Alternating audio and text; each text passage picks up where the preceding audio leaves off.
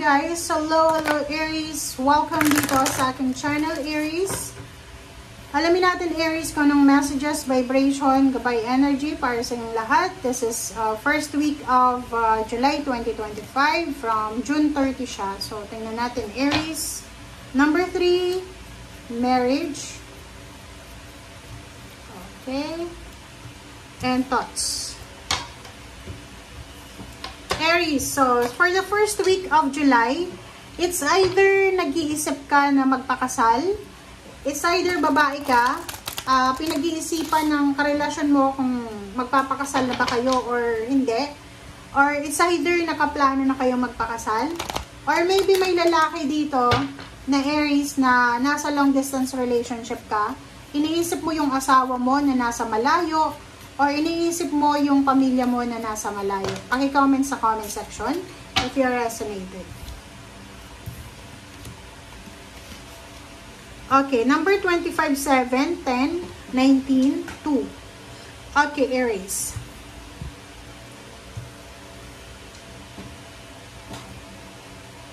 Okay, number 25, 7.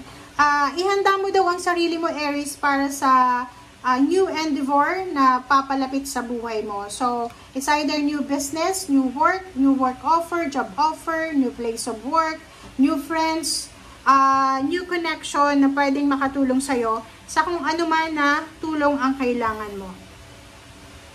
Number 19, 20, polite declaration. Dito sinasabi ng barahan na you can move in whatever direction you need to accomplish your goals.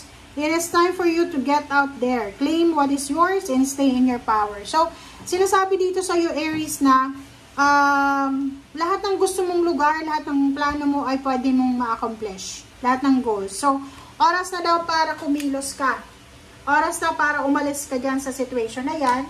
And simulan mo na hanapin ito. I-claim mo na kung ano yung para sa'yo and stay in your power. So, ano ba to? Paki-comment sa comment section. This is completion, accomplishment.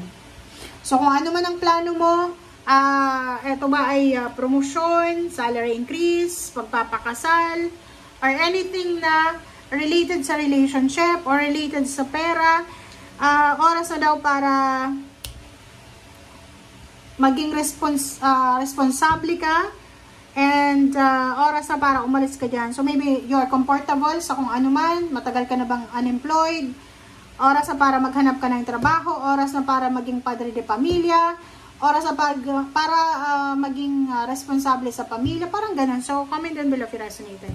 And last card mo sa second deck ay shared inspiration. So, dito sinasabi ng bara, same lang dito, kasasabi ko lang sa'yo, na kung ano man ang gusto mo, pwede mong ma-accomplish. Pero hindi mo yan ma-accomplish kung hindi mo gagawa ng aksyon, kung hindi ka kikilos. So, sinasabi ng baraha, lahat ng new project na pwedeng pumasok sa buhay mo, i-grab mo yung opportunity na makuha to. And maging willing ka rin na i-let go yung mga time constraints mo and rules para ma-fulfill mo itong mga kagustuhan mo. Di ba? Parang ganun. Okay. In short, okay, sa madaling salita, mayroon ditong mga Aries na marami silang plano. Ito yung gusto kong bilhin, ito yung gusto kong ipatay yung bahay, ito yung gusto kong ibigay sa pamilya ko. Marami silang plano. Pero, pagdating na sa workmanship, yung parang action na, dun sila kulang. So, sinasabi ng bara sa'yo dito na sobrang ganda ng plano mo eh. Sobrang ganda ng parang pino-formulate mo dyan sa utak mo, sa isip at utak mo, na parang meron kang minamapping eh, di ba? Mapping yun eh, yung ginagawa mo na, eto yung plano ko, eto yung goals ko, tama yun eh. But ang problema, wala kang ginagawang action. Marami kang mga, kumbaga, excuses, na parang sinasabi mo, ay hindi ako pwede pala kasi kulang ako sa knowledge or sa skills, ay hindi pala pwede kasi hindi ako marunong mag-English or ano pa man. So, sinasabi sa'yo dito, Aries, na lahat ng napaplano mo, lahat ng nasa isip mo, kung i-execute mo yan, siguro isa ka na ngayon sa mga milyonaryo. Pinoy na milyonaryo or kung ano man, kung nasaan ka man. Kasi alam mo, sa lahat ng zodiac signs, yung mga Aries, sila yung ang gagaling talaga nila magplano eh.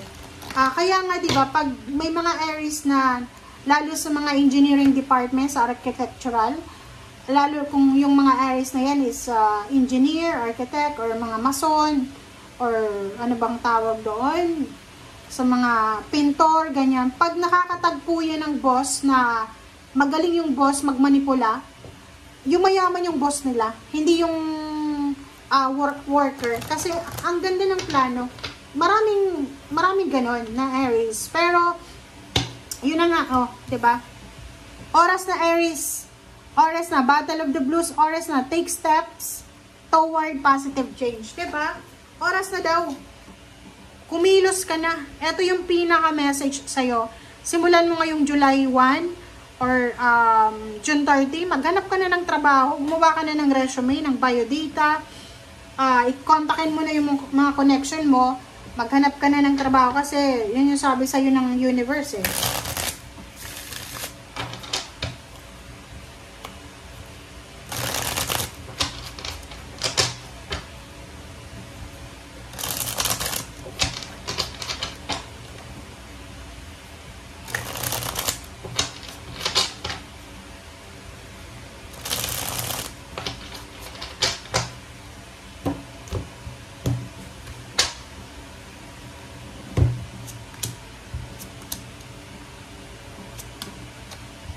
Okay. Seven of Torches and the Lovers, Prince of Swords.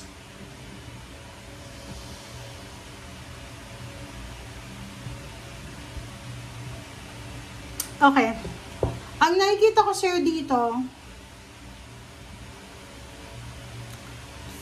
isang balita about sa karelasyon mo. Ang posibleng maririnig mo na kailangan mong gumawa ng aksyon. Isang information galing sa Prince of Swords. Or maybe, yun na nga, you're in a relationship, you're married, you're living with someone else, may boyfriend, girlfriend. Sinasabi ng barahan na kailangan mo daw ipaglaban yung relationship mo.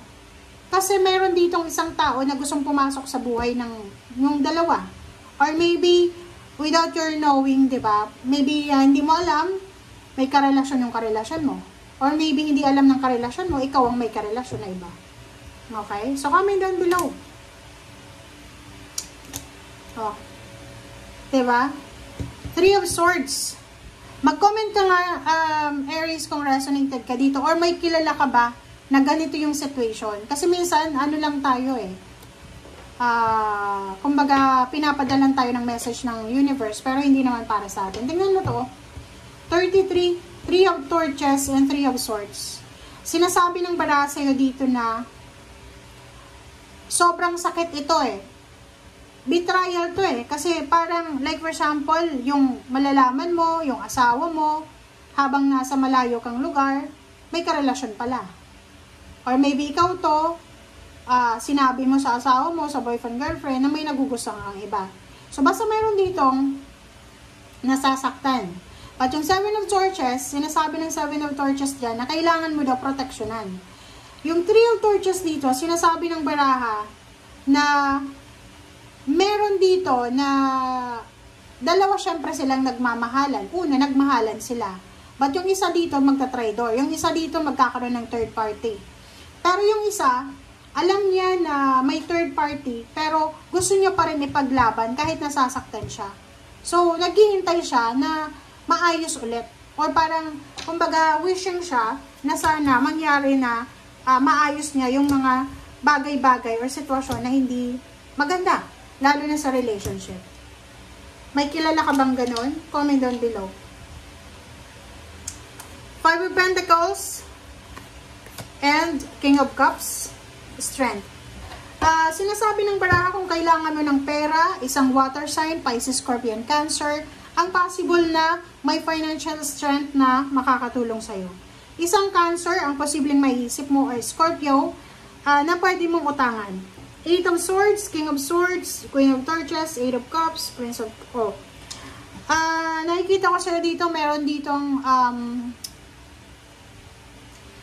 Isang Aries ang posibleng nasa 8 of Swords. Siya ay nasa stagnant na relationship, stagnant na trabaho, stagnant na spiritual, stagnant na physical kasi maybe may sakit siya, or marami siyang mga kakulangan, or maraming restriction, maraming pumipigil sa kanya.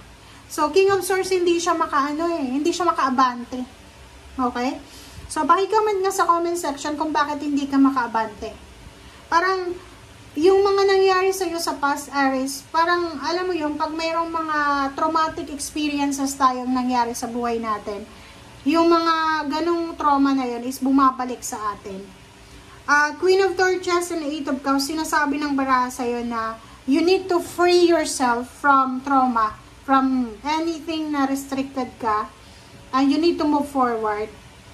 You need to find yourself, and let go, let God, let it flow, withdraw yourself from any negativity. Parang ganon. So, alam mo, kung niloko ka, lukohin mo rin. Hindi. Kung niloko ka, let go mo na siya. Diba? Kung halimbawa na giniputan ka sa ulo, kasuhan mo. Lalo kung kasal kayo. Diba? Prince of Torches, nakikita ko sa'yo dito na masyado kang malungkot. Kailangan mong sumigla. Kailangan mong maging masaya.